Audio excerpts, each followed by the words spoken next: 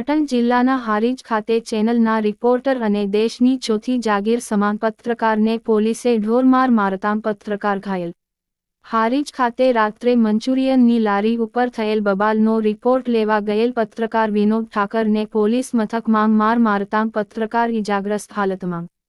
પત્રકારને સારવાર અર્થે હારીજ હોસ્પિટલ ખસેડાયા બાદ વધુ સારવાર અર્થે પાટણ ધારપુર સિવિલ ખસેડાયા। પોલીસ તંત્રની લુખ્ખી ખુલ્લી દાદાગીરી આવી સામે। લોકશાહીની ચોથી જાગીર સમાન પત્રકાર ઉપર પોલીસ તંત્રનું બેહુદું વર્તન। રક્ષકની જવાબદારી વહન કરતા પોલીસ તંત્ર દ્વારા જ પત્રકારને પોલીસે ઢોરમાર મારતાં પત્રકાર આલમ માંગ ભારે રોષ। હું પત્રકાર તરીકે કામ કરું છું।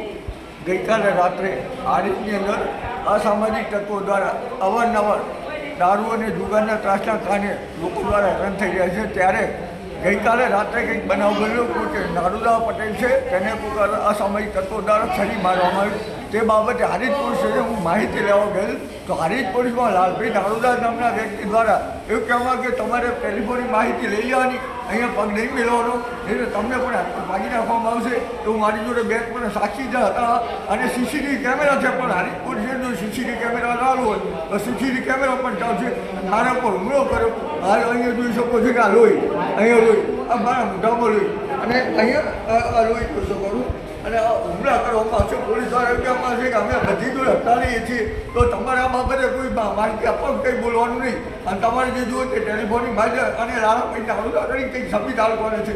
જ્યારે હમણાં એક 10-15 દિવસ અગાઉ એક ચોરીની માહિતી હતી, એની અંદર પણ એક કંઈક પોલીસ ફરિયાદ થઈ હતી અને લાલાભાઈ નારુદા છે તે જમભાવ પોતાની મનમર્યાદા રાખે છે અને જાતિવાદ રાખે છે। તો આ બાબતે આગળ જિલ્લા પોલીસ વડે કે ગુજરાત કમિશનર યોગ્ય તપાસ કરે। જો પીડીઆર ચોથી જાગીર કહેવાય અને મુખ્ય ચોથી જાગીર પર હુમલો કરવામાં આવે તો પછી અન્ય લોકોનું શું રહ્યું? તો આ બાબતે યોગ્ય તપાસ કરવામાં આવે, સત્ય શું છે તે સીસીટીવી બહાર આવશે।